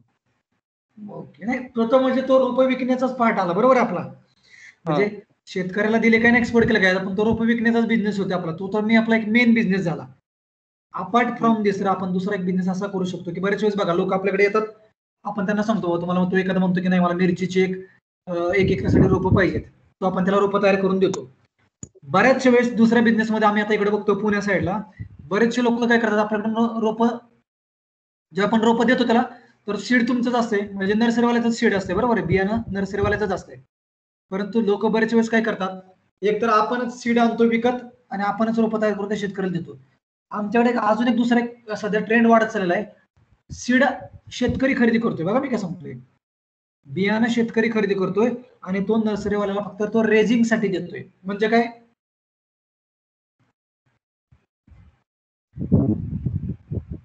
बियाण्याची खरेदी शेतकरीच करतो आणि नर्सरीवाल्याकडे तो फक्त त्याचं जर्मिनेशन करण्यासाठी देतोय. जर्मिनेशन समजते का धनंजय सर? हो सर. रेझिंग आणि हार्डनिंग दोन्ही आपण नर्सरीमध्ये होऊन जाते काही प्रमाणात. हा, परंतु कसं आहे कधी कधी काय असतं की आपल्याला जी व्हरायटी पाहिजे, आपल्याला ज्या जातीचं रोप पाहिजे तर ते रोप त्या नर्सरीवाल्याकडे नसतं तयार, बरोबर आहे. तो नर्सरीवाला म्हणतो की नाही हे बी मिळत नाही, हे बी होत नाही. मग इथं दुसरा पर्याय शेतकरी काय करतात की इथं शेतकरी ग्रुप मधनं त्या पर्टिक्युलर कंपनीकडून डायरेक्टली सीड मागवून घेतात आणि ते सीड त्या नर्सरीवाल्याला समथिंग 1 रुपये 2 रुपये काय जे चार्जेस किंवा 40 पैसे 50 पैसे या अमाऊंट मध्ये फक्त रेजिंग साठी देतात, त्याच्याकडून फक्त रोप बनवून घेतात. तर हा पण एक बिझनेस सध्या इकडे वाढत चाललेला आहे भाजीपाला नर्सरीमध्ये. आता बऱ्याच वेळेस भाजीपालांची जी नर्सरी आपण करतो, भाजीपाला रोपवाटिका जी करतो, तर ऍज कम्पेअर टू फ्रूट नर्सरीच्या तुलनेत भाजीपाला नर्सरीमध्ये तुम्हाला काही नियंत्रित गृहे उभारावी लागतात. नियंत्रित गृहे याचा अर्थ काय, तुम्हाला याची लागवड शेडनेट गृह असेल किंवा पॉली हाऊस असेल किंवा रूट ट्रेनर असतील तर याच्यामध्ये तुम्हाला भाजीपाला पिकांची रोपवाटिका तयार करावी लागते. त्यानंतर थोडंसं आपण डीप मध्ये जाणार आहे. हा झाला आपला दुसरा प्रकार. तिसरा प्रकार जो येतो आपला तो येतो फुलझाडे व शोभेच्या वनस्पतींची रोपवाटिका. तिसरा जो प्रकार आपला तो आहे फुलझाडाने. आता तुमच्यापैकी मला कोण सांगेल हो की फुलझाडे आणि शोभेच्या वनस्पतींची रोपवाटिका कोणत्या भागामध्ये चालू शकते? कोणत्या भागामध्ये ही रोपवाटिका चांगल्या प्रकारे चालू शकते? ज्या ठिकाणी देवस्थान आहे सर आणि म्हणजे ज्या ठिकाणी फुलांना जास्त मागणी आहे प्लस बुकेज वगैरे तयार करण्याकरता आणि किंवा देवस्थान ठिकाणी गार्लँड्स वगैरे साठी ते चांगलं चालू शकते या ठिकाणी. Okay okay. अजून देवस्थान. हा बोला. मोठ्या शहरांमध्ये शहरालगतच्या ठिकाणी. आपलं काय नाव मॅडम? मंजुषा नाळे. मंजुषा नाळे. मॅडम नाळे आपण कुठला प्रॉपर मॅडम? मी अकोला. प्रॉपर अकोला. अकोल्यामध्ये मॅडम ही जी नर्सरी आपण म्हणतो अकोला, तुम्ही प्रॉपर अकोला सिटी मध्ये जर का राहत असाल सिटीमध्ये तर मॅडम उत्तर दिलं ते बरोबर उत्तर आहे की शक्यतो फुलझाडे व शोभेच्या वनस्पतींच्या रोपवाटिका या नर्सरी शक्यतो ज्या ठिकाणी मेट्रोपॉलिटन सिटीचा अर्थ काय की आपण म्हणतो की पुणे मुंबई, तुमचं मेट्रोपॉलिटन सिटीमध्ये जरी इतर जरी नसलं पण ज्या ठिकाणी लोकसंख्या जास्त आहे, अमरावती सिटी म्हणतोय, Amravati city, Akola city, Nagpur city, तर त्या भागामध्ये शक्यतो या औषधी व सुगंधी ऑर्नामेंटल प्लांटच्या ज्याला आपण म्हणतोय की शोभिवंत व फुलझाडांच्या वनस्पती चालू शकतात. कारण काय हे शहरामधले जे कस्टमर आहेत किंवा शहरामधले जे ग्राहक आहेत तर ते त्यांच्या टेरेस गार्डनिंग मध्ये, किचन गार्डनिंग मध्ये किंवा बाल्कनीमध्ये ठेवण्यासाठी शक्यतो या शोभेच्या वनस्पतींची लागवड करतात. याच्यामध्ये मग आपण सर्व प्रकारचे फुलझाड असतील, शोभेच्या वनस्पतींची तुमची कलमी असतील, रोपे, बियाणे, कंद, मुनवे, छाट तयार करून त्याच्या तिथं विक्री केली जाते आणि शक्यतो अशा रोपवाटिका आपण मोठमोठ्या शहरांमध्ये स्थापन करू शकतो. जर का तुम्ही खेडेगावामध्ये टाकली बरोबर आहे तुमची ऑर्नामेंटल नर्सरी किंवा शोभेची वनस्पती तर तिथला शेतकरी वर्ग तुमच्याकडून ते रोपं घेणार नाही. खेडेगावामध्ये तुमची भाजीपाल्याचीच नर्सरी चालणार, गावामध्ये तुमची फ्रूट नर्सरीच चालणार. हे तुमच्या डोक्यात घेणं गरजेचं आहे. नर्सरीचं सिलेक्शन करताना अत्यंत महत्वाचा पाठ लक्षात ठेवा. हे तुमच्या माइंड मध्ये असणं गरजेचं आहे.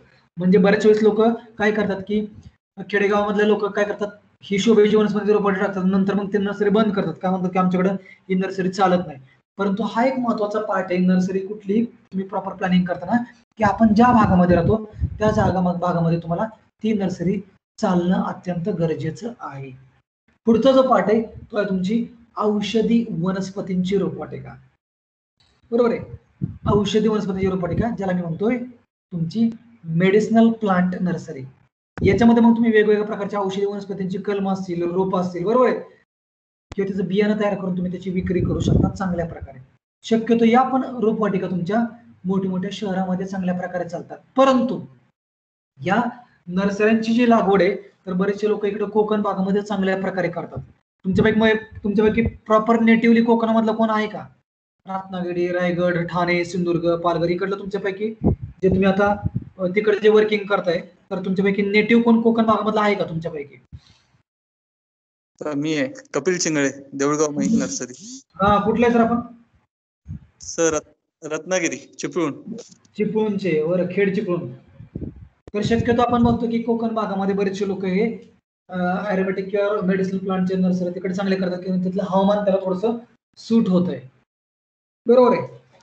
पुढचा जो प्रकार म्हणतो आपण त्याच्यामधला तो आहे वनशेती पिकांची रोपवाटिका. जसं सुरुवातीला मला कोणीतरी सांगितलं होतं की बऱ्याच वेळेस आपण गव्हर्नमेंटच्या सामाजिक वनीकरण विभागामध्ये आता गव्हर्नमेंट जे टार्गेट देते की तुम्ही एवढे रोपं तयार करा, एवढे रोपवाटिका तयार करायची, बरोबर आहे.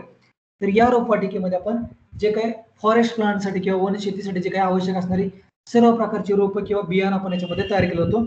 आणि बऱ्यापैकी फॉरेस्ट प्लांट मधले जे काही रोपवाटिका त्याच्यामध्ये बरेचशा ह्याच्यामध्ये मटेरियल आपण ही रोपं तयार करण्यासाठी आपण सीड मटेरियल वापरतो किंवा त्याच्या बियाणे वापरतो, बिया वापरतो, बरोबर आहे. आणि ह्या रोपवाटिकेची शक्यतो निर्मिती वन आणि सामाजिक वनीकरण विभागामार्फत आपल्या भागामध्ये चांगल्या प्रमाणात किंवा मोठ्या प्रमाणावरती केली जाते.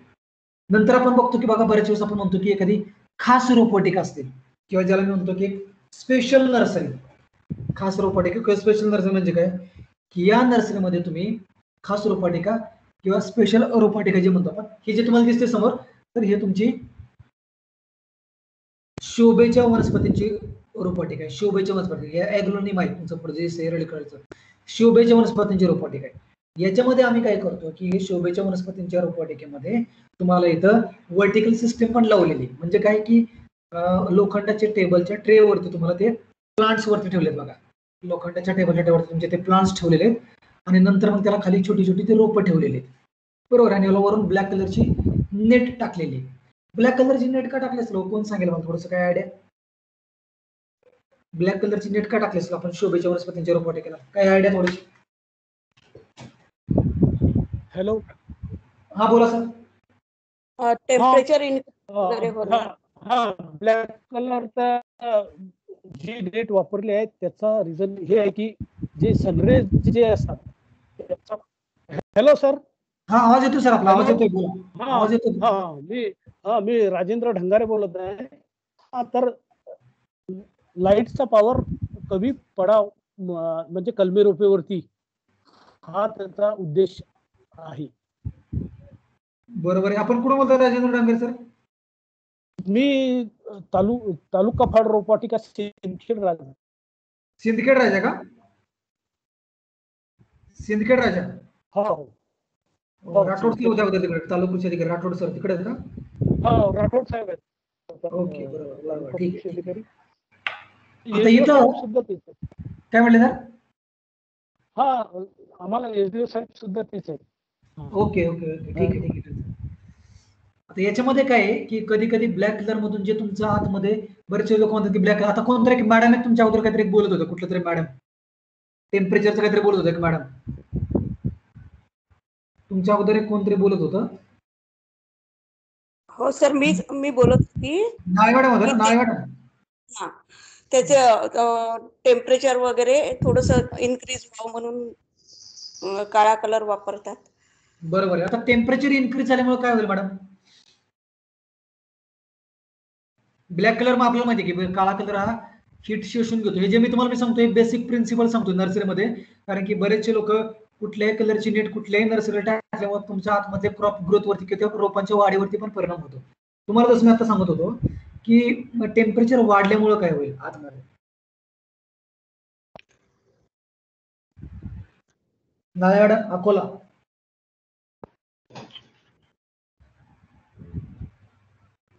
मोरेसर Patur, Adav sir Asalgaon, Mahabaleshwar strawberry Sheetal madam, Kapil sir Deulgaon Mahi, Ratnagiri. Hello sir. बोला सर. टेम्परेचर वाढल्यामुळे प्रॉपर जर्मिनेशनला मदत होईल.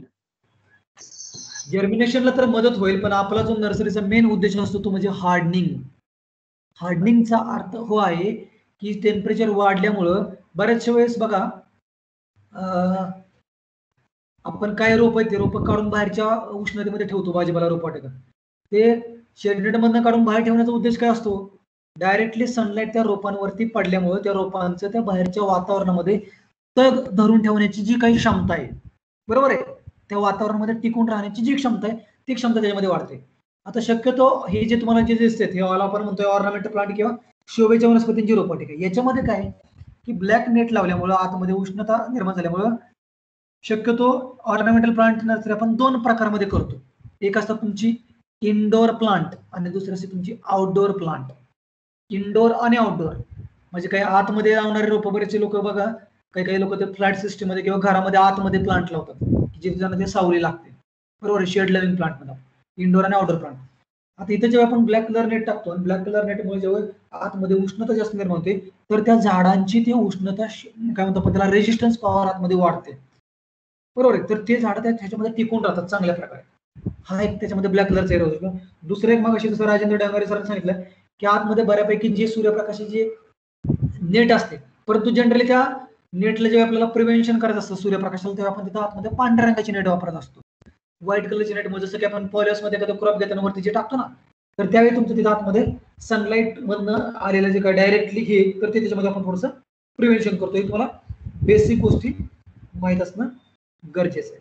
ठीक आहे. दुसरं एक इथं तुम्हाला दिसतंय की आपण इथं डबल सिस्टीम लावलेली, म्हणजे टेबलच्या खाली पण आपण रोपं ठेवलेली आहेत, म्हणजे इथं तुम्ही मॅक्झिमम युटिलायझेशन ऑफ स्पेस करू शकता. परत तुम्हाला या नर्सरीच्या चारही बाजूने काही रोपं दिसले का तुम्हाला टांगलेली, त्याला काय म्हणतो आपण बघा, चारही बाजूने आपण काय टांगलेले आहेत, हँगिंग हँगिंग बास्केट आहे. तर तुम्ही त्याला चारही बाजूला आपण हँगिंग बास्केट मध्ये पण रोपं तयार केल्यामुळे तुमचा तिथं स्पेस आपण त्या नर्सरीमध्ये जास्तीत जास्त आपण त्याचा युटिलायझेशन करून जास्तीत जास्त रोपांची निर्मिती आपण त्याच्यामध्ये करू शकतो. परत तुम्हाला दिसतंय की ही वरची जी ब्लॅक नेट आहे त्या ब्लॅक नेटच्या खाली काही पांढऱ्या रंगाचं काहीतरी टांगलेलं दिसतंय बघा वरती. ब्लॅक नेटच्या खाली पांढऱ्या रंगाचं काहीतरी टांगलेलं दिसतंय, काय होतं नक्की व्हाईट कलरचं?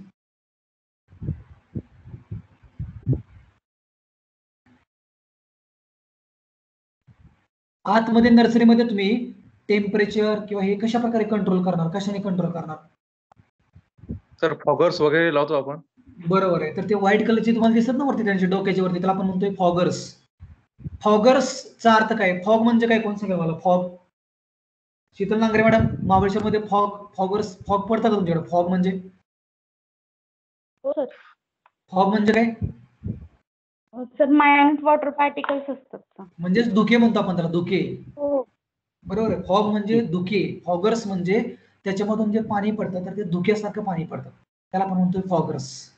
फॉग म्हणजे धुके, बरोबर. तर त्यामुळे या फॉगरचं कार्य काय आहे की बऱ्याच वेळेस लोक बघा फॉगरचा वापर कशासाठी करतात, महत्वाचा प्रश्न आहे, कारण ह्या प्रश्नावरती जर खूप लोक डिबेट करतात.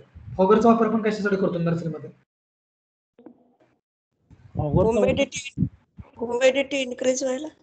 बरोबर आहे. म्हणजे परंतु नाळे मॅडमनं बरोबर सांगितलं. नाळे मॅडम, बरेचसे लोक काय करतात, फॉगरचा वापर इरिगेशन म्हणून करतात. म्हणजे फॉगर जास्त वेळ चालू ठेवतात, 4-4, 5-5 तास, आणि त्याने खाली पिकाला पाणी देतात.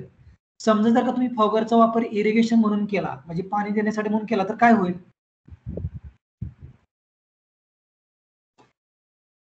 एक जनरल फॉगरचा वापर जर आपण इरिगेशन म्हणून केला तर काय होऊ शकतं?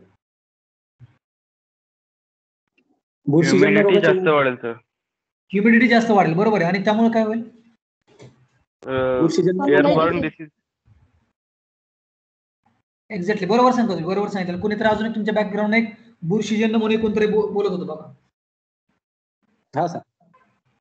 अत्यंत महत्वाचं म्हणजे तुम्ही राईट आन्सर दिलं की बऱ्याच वेळेस नर्सरीमध्ये लोक ज्यावेळी वरून फॉगर्स बसवलेले असतात तर त्यावेळी खाली फॉगर्सचा जर का तुम्ही कालावधी जास्त वेळ चालू ठेवलं तर आतमध्ये कीड व रोगांना पोषक वातावरण तयार होतं, ज्याला मी म्हणतो की बुरशीजन्य रोगांचं वातावरण तयार होतं, आणि नंतर तुमचं आतमधलं क्रॉप किंवा रोग पूर्णपणे डॅमेज होऊन जातं. म्हणून नर्सरीमध्ये फॉगर चालवण्याचा जो कालावधी आहे तो फक्त 1 ते 1.5 मिनिटं फॉगर चालवायचा, आणि परत त्याला 1.5 ते 2 तासाचा गॅप द्यायचा, परत तो 1 ते 1.5 तास, अशा प्रकारे त्याला ऑटो टायमर वरती बसवायचं. जर का तुम्ही फॉगर्स इरिगेशन केलं तर आतमध्ये पेस्ट आणि डिसीजचं प्रमाण आतमध्ये वाढत जातं. महत्वाचा पार्ट लक्षात ठेवा, ठीक आहे. दुसरा पार्ट की नर्सरीमध्ये फॉगरचं कार्य तुम्ही सांगितलं की आर्द्रता वाढवली जाते. अजून काय होतं फॉगरचं कार्य काय रोपांमध्ये नर्सरीमध्ये? एक तर टू इन्क्रीज रिलेटिव्ह ह्युमिडिटी, म्हणजे आतमध्ये आर्द्रता वाढवणे. अजून कार्य काय सांगेल फॉगर्स? सर टेम्परेचर, आतमध्ये टेम्परेचर डाऊन होतो. बरोबर आहे. म्हणजे तापमान कमी करणे आणि आर्द्रता वाढवणे हे फॉगरचं बेसिक कार्य आहे आतमध्ये. तापमान कमी करणे आणि आर्द्रता वाढवणे हा याचं बेसिक कार्य, बरोबर आहे. हे तुम्हाला माहित असणं गरजेचे कुठली नर्सरी करत असताना. पुढचा जो प्रकार एक जनरल तुम्हाला माहित असावं म्हणून मी शेडनेटच्या कलर वरती गेलो आणि आतमध्ये तुम्हाला टेम्परेचर. याच्यामध्ये मी तुम्हाला अजून सांगेल की समजा आपल्याला नर्सरीमध्ये किती टेम्परेचर पाहिजे, किती आर्द्रता पाहिजे, हे तुम्हाला तुमच्या डोळ्याने समजणार नाही. म्हणून तुम्ही नर्सरीमध्ये एक मध्ये आतमध्ये थर्मो हायग्रोमीटर बसवू शकता. बघा मी काय सांगतोय, हे जे तुमच्या तालुका फळ रोपवाटिका आहेत तिथं पण जर का तुमच्या हायटेक मध्ये केलेले असतील, म्हणजे शेडेड किंवा पॉलिशमध्ये केले असतील, तर माझं तुम्हाला सजेशन राहील की तुम्ही तिथं आतमध्ये थर्मो हायग्रोमीटर बसवा. कोणाला माहिती आहे काय थर्मो हायग्रोमीटर काय कन्सेप्ट आहे किंवा थर्मो हायग्रोमीटर काय आहे, कशासाठी वापरायचा थर्मो हायग्रोमीटर? तापमान आणि आर्द्रता दोन्ही. बरोबर आहे की जो असा मीटर आहे की समजा आता तुम्हाला कळलं की आता 12 वाजले आपलं लेक्चर संपत आलं, बरोबर आहे. तुम्ही कशाकडे बघता? घड्याळाकडे बघता. तसं झाडं आपल्याशी बोलू शकत नाहीत, प्लांट आपल्याशी बोलू शकत नाहीत, रोपं आपल्याशी बोलू शकत नाहीत. म्हणून आपण काय केलेलं असतं, त्याच्या आतमध्ये हा डिजिटल थर्मो हायग्रोमीटर बसवलेलं असतं की ज्या मीटरमधून तुम्हाला आतमध्ये किती तापमान आहे आणि किती आर्द्रता आहे हे तुम्हाला त्या डोळ्याने बघू शकता की आतमध्ये नाही, आतमध्ये 30 डिग्री सेल्सिअस टेम्परेचर झालेले आहे, किंवा आतमध्ये बाबा 40% आर्द्रता झाली नाही, आता मला फॉगर चालू करणं गरजेचं आहे. झाडं तुमच्याशी बोलू शकत नाही, पण त्या मीटरमध्ये तुम्हाला टेम्परेचर वाढलं, आर्द्रता कमी झाली की तुम्ही तो ऑटोमॅटिकली फॉगर चालू करू शकता.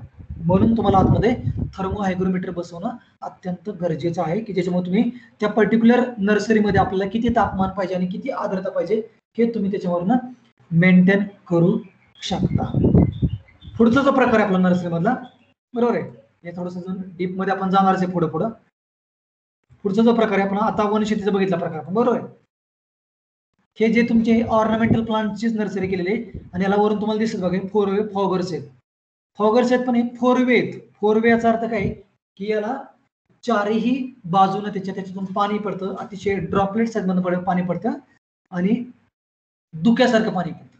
फक्त हे फॉगर्स आम्ही इथं जवळ बसवले, ते एकदम जवळ बसवले, तुम्हाला दिसतंय बघा. आम्ही तळेगाव दाभाडेमध्ये आम्ही ऑर्नामेंटल प्लांटच्या नर्सरीमध्ये आपण ह्या फॉगरची रचना केली होती. आणि इथं आपण वरून नेट बसवली बघा, ते आपण थर्मल नेट बसवली होती किंवा ॲल्युमिनेट बसवली होती, कारण की हे स्ट्रक्चर पूर्णपणे पॅक आहे.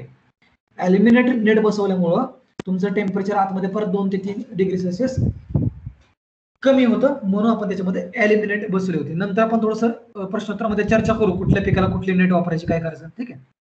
इथं तुम्हाला दिसते बघा ही गुलाबाची नर्सरी आहे, परंतु मला तुम्ही थोडासा या गुलाबाच्या नर्सरीचा मी टॉपिक पुढे ठेवलेला आहे तिसऱ्या दिवशी. त्या गुलाबाच्या नर्सरीमध्ये मी नंतर जास्त जात नाही. हे तुमच्या ऑर्नामेंटल प्लांटचीच नर्सरी बघा, वरनं ब्लॅक नेट टाकलेली. हे आम्ही तळेगाव दाभाडेमध्ये आपण हे बाहेरचे जे व्हिजिटर्स आले तर त्यांना आपण हे वेगवेगळे क्रॉप्स कशा प्रकारे म्हणजे आपण त्याचं सोईंग असेल किंवा त्याचं ट्रान्सप्लांटिंग असेल वेगवेगळ्या पॉट साईज नुसार ते आपण तिथे लोकांना प्रॅक्टिकली शिकवत होतो. पुढचा जो मी प्रकार तुम्हाला सांगितला होता तो आहे 6वा प्रकार, ज्याला मी म्हणतोय खास रोपवाटिका किंवा स्पेशल नर्सरी. म्हणजे काय असतं की एखादी पिकाची आता आपण विदर्भामध्ये तुमच्याकडे बघतो की तुमच्याकडे आपण काय लोक म्हणतात नाही तर फक्त संत्र्याचीच रोपं मिळतात, बरोबर आहे, नाही तर फक्त मोसंबीचीच रोपं मिळतात, नाही तर फक्त आंब्याचीच रोपं मिळतात, फक्त चिक्कूचीच रोपं मिळतात किंवा नारळाचीच रोपं म्हणतात. तर याला आपण काय म्हणतो, याला आपण म्हणतो की एक स्पेशल नर्सरी. तुमची ती नर्सरी त्या स्पेशल याच्याच नावाने ओळखली जाते.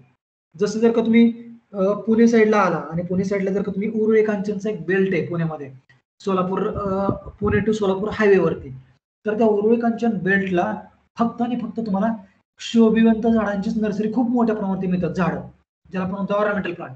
तर तो बेल्ट फक्त तो स्पेशल नर्सरी या नावाने ओळखला जातो. स्पेशल बेल्ट आहे की जिथं तुम्हाला फुल पिकांची रोपं आणि ऑर्नामेंटल प्लांटच्या रोपांची भरपूर मोठ्या प्रमाणामध्ये कमी रेटमध्ये मिळतात. म्हणजे तिकडल्या साईडला जर एखाद्या शेतकऱ्याला तुमच्यापैकी एखाद्या नर्सरी टाकायची असेल आणि तो तेवढा कॅपेबल नसेल त्याची रोपं तयार करायला, तर तुम्ही तुमच्या त्या शेतकऱ्याला पुण्यामधून कमी किमतीमध्ये रोपं विकत घेऊन तुम्ही तिथे त्याला ते सेल आउट करायला सांगू शकता, ज्याला आपण म्हणतो स्पेशल नर्सरी. त्याच्यामध्ये फक्त एकाच पिकाची कलम किंवा रोपं बियाणे तयार करून त्याची विक्री केली जाते. उदाहरणार्थ आंबा रोपवाटिका असेल, त्याच्यामध्ये आंब्याच्या मग वेगवेगळ्या प्रकारच्या जाती. मग फक्त कसं असतंय की ज्यावेळी मी स्पेशल नर्सरी म्हणतो, जसं की तुम्ही कधी ऐकलं असेल रत्नागिरीमध्ये आपल्याकडून विकास गवई सर आहेत, तुमच्याकडे एक सर विकास गवई सर एक फणस किंग म्हणून एक आहेत, फणस किंग माहिती आहेत विकास गवई सर रत्नागिरीमध्ये, कोण आहे ते? नाही सर, देसाई म्हणून आडनाव आहे बघा, देसाई म्हणून.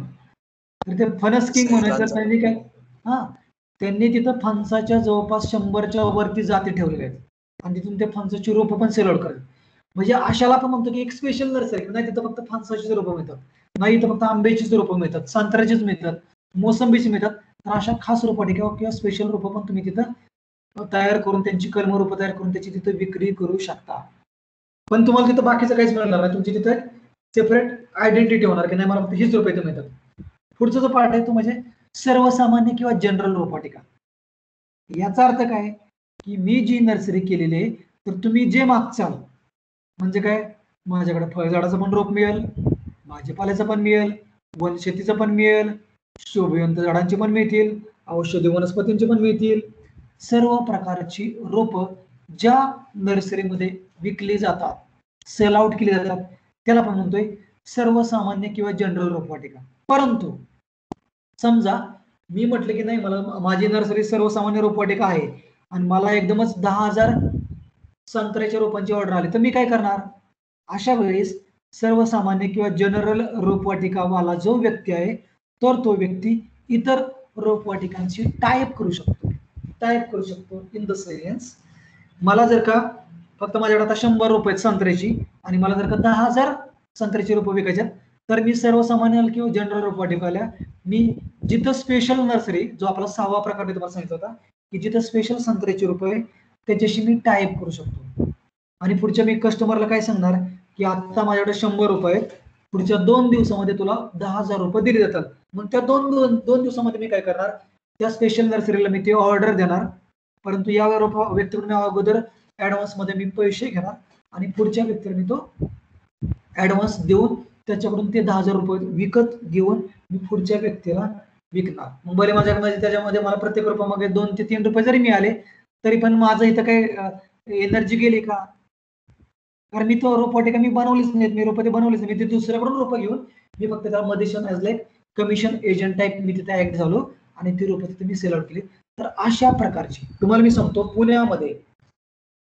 पुण्यामध्ये खूप मोठ्या प्रमाणावरती एक्झिबिशन होतात. एक्झिबिशन इन द सेन्स प्रदर्शने होतात. तुम्ही ऐकलं असेल पुण्यामध्ये एक सर्वात मोठं, भारतातील एक सर्वात मोठं प्रदर्शन भरतं, काय नाव आहे तुम्हाला माहित असेल तुम्हाला? पुण्यामध्ये भारतातील एक सर्वात मोठं प्रदर्शन भरतं, काय नाव आहे प्रदर्शन? कुठं भरतं ते? किसान मोशीला भरतं, बरोबर आहे, किसान एक्झिबिशन. तर त्या एक्झिबिशन मध्ये बरेचसे लोक तुम्हाला नर्सरीचे पण स्टॉल दिसतील आणि त्या जर का तुम्ही म्हटलं विचारलं ना त्या नर्सरीवाल्याला की तुझी नर्सरी कुठे आहे, तर तो फक्त नाव सांगतो. बरं, विदर्भामध्ये एक सर्वात मोठं एक्झिबिशन भरतं, अजून एक कुठं भरतो? मध्य आशियातील सर्वात मोठे एक्झिबिशन नागपूरला भरतं. नाव काय त्याचं?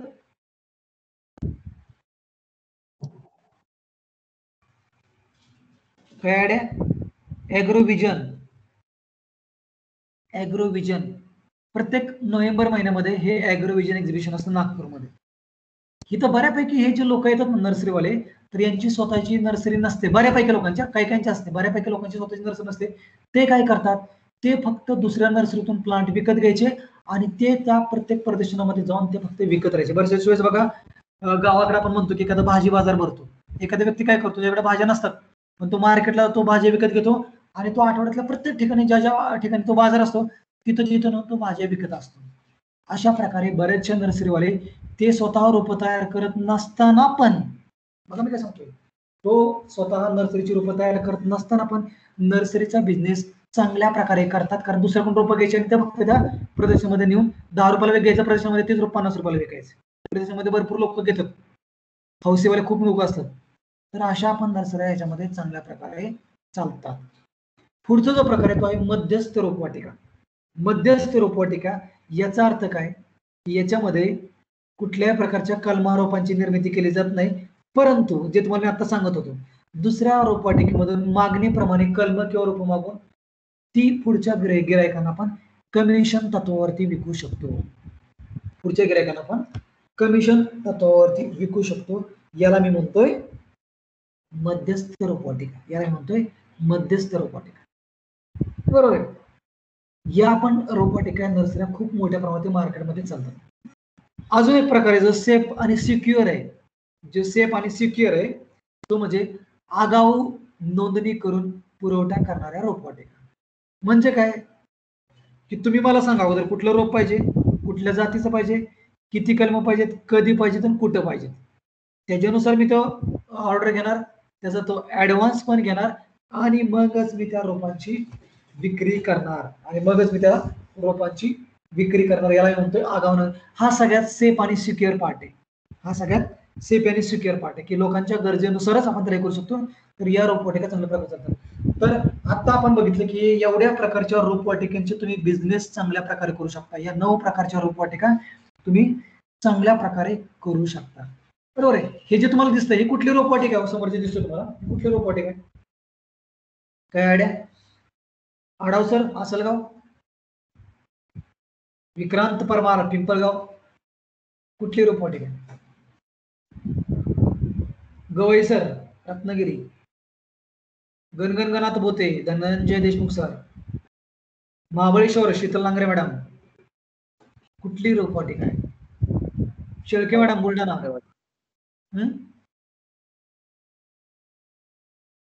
हायड्रोपोनिक्स. हायड्रोपोनिक्स. रोपवाटिका कोणती? तुम्ही हायड्रोपोनिक्स म्हणजे सांगितलं मला किंवा ते हे करतो, ग्रो करतो, ते टेक्नॉलॉजी सांगितली तुम्ही मला, बरोबर आहे? ऑर्नामेंटल आहे का? ऑर्नामेंटल आहे. अजून नवीन उत्तर आन्सर. महाबळेश्वर आवाज येतो का? महाबळेश्वर पर्यंत आवाज पोहोचतो का माझा? सातारकर, मंगरुळपीर, शीतल मॅडम आवाज येतोय?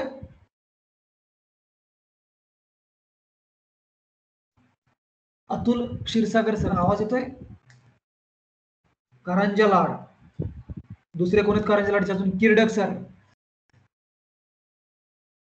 मंजुषा नाळे मॅडम अकोला, राजेंद्र डंगारे सर सिंदखेड राजा. कोणत्या प्रकारचे नर्सरी आहेत? हा बोला सर. हा काय म्हणतो सर? हे जे तुम्हाला नर्सरी दिसते पुढं, नर्सरी दिसते सर, हो, हे कुठल्या प्रकारची रोप आहेत? काय आयडिया?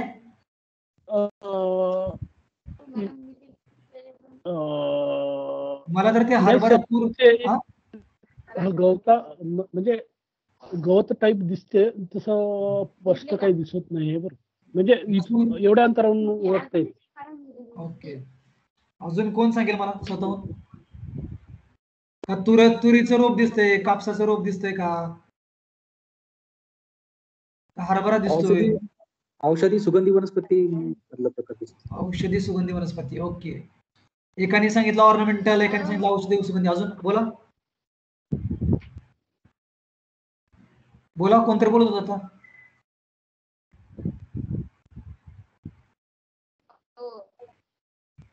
हॅलो, काय आयडिया? हे आहे तुमचे कॅक्टस. कॅक्टस. हे आहे तुमचे, हे आहे तुमचे परदेशी भाजीपाला. परदेशी भाजीपाला ज्याला आपण म्हणतोय एक्झॉटिक व्हेजिटेबल. एक्झॉटिक व्हेजिटेबल्स म्हणजे तुमचं लेट्यूस, ब्रोकोली, पॅच्युली, बरोबर आहे? परदेशी भाजीपाला जे आपण हायड्रोपोनिक्स मध्ये करतो, तर त्याची ही रोपं तयार केली आहेत. फक्त हे रोपं आपण कोकोपीट मध्ये केले नाही, त्याच्यासाठी क्यूब असतात, क्यूब.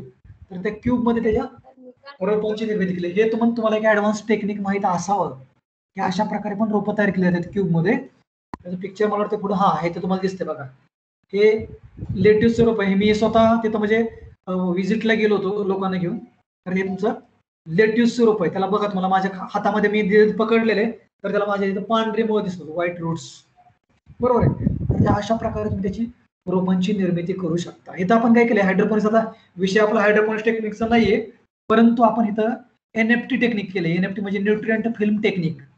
त्याच्यामध्ये आपण हायड्रोपोनिक्सची 15-15 दिवसांनी रोपांची लागवड केलेली आणि ती मार्केटला सेल आउट केली की मग आपण दुसरी रोपं लावतो तिथं, बरोबर?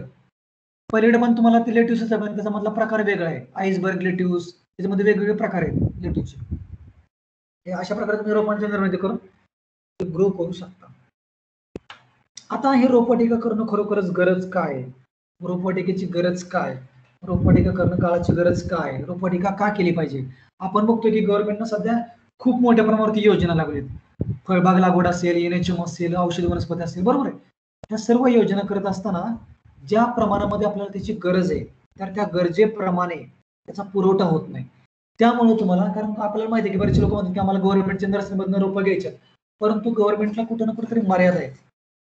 आणि हा जो मागणी आणि पुरवठ्याच्या मध्ये जी तफावत आहे, तर ती तफावत दूर करण्यासाठी तुम्हाला तिथं नर्सरी करणं हा काळाची एक गरज आहे. कारण आता तुम्ही पण आता बघा, तालुका फळ रोपवाटिका आहे, बऱ्याच वेळेस तुमच्याकडून रोपं खपली जातात, मग परत रोपं म्हणतात आम्ही कुठून घेऊ, काय घेऊ. तर तिथं तुम्हाला तुम्ही प्रायव्हेट सेक्टरमध्ये नर्सरी बिझनेस चांगल्या प्रकारे करू शकता. म्हणजे खूप मोठ्या संधी, म्हणजे त्यामध्ये फळ रोपवाटिका असेल, भाजीपाला असेल, औषधी वनस्पती असतील, शोभयंत्र झाडांचे असतील, या रोपवाटिका करण्यामध्ये सध्या खूप मोठ्या प्रमाणात स्कोप आहे किंवा वाव आहे. तर ते तुम्ही चांगल्या प्रकारे तयार करू शकता. ठीक आहे. आता ह्याची गरज काय? रोपवाटिका स्थापन करत असताना तुम्हाला त्याच्यामध्ये काही प्लॅनिंग करणं गरजेचं आहे. पहिला जो प्लॅनिंग म्हणजे रोपवाटिकेचा प्रकार. जसं मी तुम्हाला सुरुवातीला सांगितलं की तुम्ही जर का ग्रामीण भागामध्ये राहत असाल तर तुम्हाला तिथं कुठल्या रोपवाटिकेचा प्रकार चालणार आहे? फळ रोपवाटिका चालेल का, शोभयंत्र झाडांची चालेल का, गुलाबाची चालेल का, भाजीपाल्याची चालेल, याचा विचार तुम्हाला सुरुवातीला करणं गरजेचं आहे आणि त्या प्रकारानुसार तुम्हाला तिथं आयडेंटिफाय करायचं आहे की मी तिथं कुठल्या प्रकारची नर्सरी चालू शकतो. दुसरं की मला जी रोपवाटिका करायची तर ती 1 वर्षासाठी करायची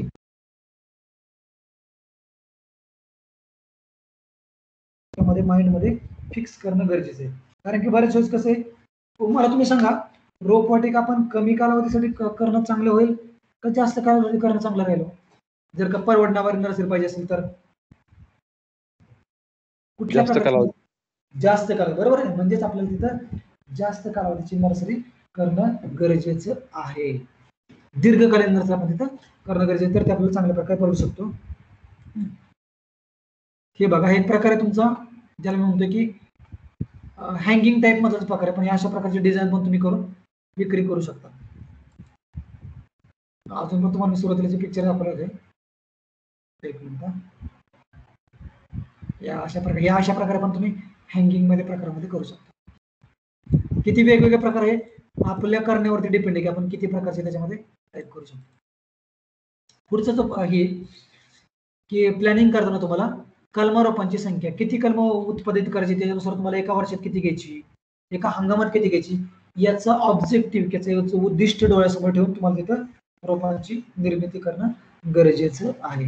नंतर रोपवाटिकेसाठी जागा हा थोडासा मी दुपारच्या सेशन मध्ये भाग घेतो की रोपवाटिकेसाठी जागा कशी घेतली पाहिजे तिथं पाणी पुरवठ्याची सोय कशी असली पाहिजे. थोडासा आत्ताचा जो पाठ झाला याच्यामध्ये काय अडचण असेल तर थोडासा विचारा मला. हा थोडासा मी दुपारच्याला सेक्शनला पाठ रिलीज झालो.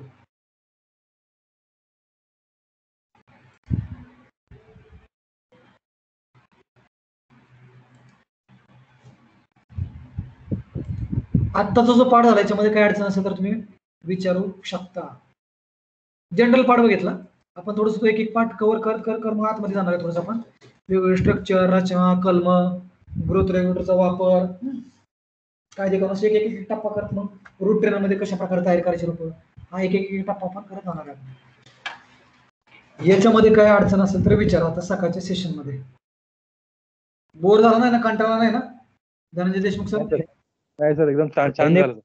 आमचं नॉलेज अपडेट झालं सर भरपूर चांगलं देशमुख सर कंटाळा झाला नाही कारण काय ऍक्च्युली माझ्याकडे पण वेळेची कमतरता आहे कारण 6 सेशन ऑफिस मध्ये बसून देणं जरा डिफिकल्ट आहे. कारण तरी पण मी जसा थोडासा वेळ मिळतो तसं पण ठेवलेलं. आता दुपारी आमचं 2 ते 9 वाजता पुढचं एक दुसरं ट्रेनिंग होतं ते 2चं सुरू करून मी परत 2:15 आपल्याला जॉईन करू. पण आज तुम्ही दुपारी 2 वाजता प्रत्येकाने जॉईन करा म्हणजे 2 ते 3:30 आपलं दुपारचं सेशन होईल. म्हणजे जरी टायमिंग तुम्हाला 2:15 सांगितलेलं असेल तरी पण तुम्ही 2 वाजता जॉईन करा. आजचे दिवस उद्या पण 2:15 जॉईन करणार आहे पण आज तुम्ही 2 ते 3:30 जॉईन करायचं आहे.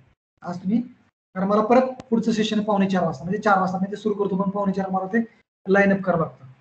कारण आमचं पण ट्रेनिंग चालू आहे 1 महिन्याचं ट्रेनिंग चालू 1.5 महिन्याचं चालू आहे. त्याचा कोऑर्डिनेटर मीच आहे. याच्यामध्ये काय अडचण असेल तुम्ही विचारू शकता. बोला सर. एनएफटीचा लॉंग फॉर्म एनएफटी म्हणजे न्यूट्रिएंट फिल्म टेक्निक. ते थोडंसं हायड्रोपोनिक्स मधला पार्ट आहे. जर का तुम्हाला त्याच्यात तुम्ही भविष्यामध्ये जर इच्छुक असाल hydroponics shaded house poly house याच्याची नर्सरी याच्या रिलेटेड कसला जरी प्रश्न असेल तर तुम्ही मला कधी पण विचारू शकता. माझा मोबाईल नंबर तुम्हाला दिलाच असेल मॅडम किंवा परत मी सांगतो 82 75 37 10 82 82 75 37 10 82 82 75 37 10 82 थँक्यू. 82 75 37 10 82 म्हणजे शेडेड पॉलिसी रिलेटेड पण तुम्ही मला विचारू शकता. शेडेड पॉलिसीचे गाईडलाईन्स आहेत स्टेट गव्हर्नमेंटच्या त्याच्यामधला मी कमिटी मेंबर आहे. म्हणजे त्याच्यामध्ये पण तुम्हाला काय अडचण असेल की एखादं शेडेड कसं करायचं त्याच्यामध्ये मोका तपासण्याला अडचण येते चेकिंग म्हणजे नर्सरीचा विषय परंतु तुम्हाला माहित असो म्हणून मी तुम्हाला चॅट बॉक्स मध्ये पण मी माझा नंबर टाकलाय तर तुम्ही मला विचारू शकता. एखाद्या शेतकऱ्याला अहिल्यादेवी मध्ये पण काय प्रॉब्लेम आहे अहिल्यादेवी नर्सरी रोपवाटिक मध्ये काही इश्यू तर तुम्ही पण ते माझ्याशी डिस्कस करू शकता. काय अडचण महाबळेश्वर सातारकर शीतलनगर मॅडम आहेत का आमच्या काय अडचण आहे का तुम्हाला? विकास गवई सर नाही सर झालं सर नॉलेज बऱ्यापैकी अपडेट झालं सर. आता अजून आपलं पहिलंच सेशन अजून आपलं काही गेलंच नाही. आपण हे जनरल डिस्कशन केलंय अजून आपण डीप मध्ये गेलोच नाही. हो सर जनरल घेतला पण नर्सरी काय त्याचे प्रकार काय हे काय ते काय बरोबर आहे. अजून आपण डीप मध्ये त्याच्यामध्ये गेलेलो नाही.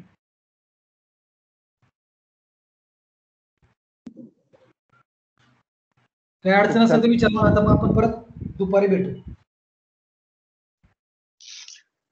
ठीक आहे. तर सरांनी आज आपल्याला चांगल्या प्रकारे मार्गदर्शन केलेलं आहे, ते आपण चांगल्या प्रकारे ऐकून घेतलेलं आहे, चांगला प्रतिसाद दिलेला.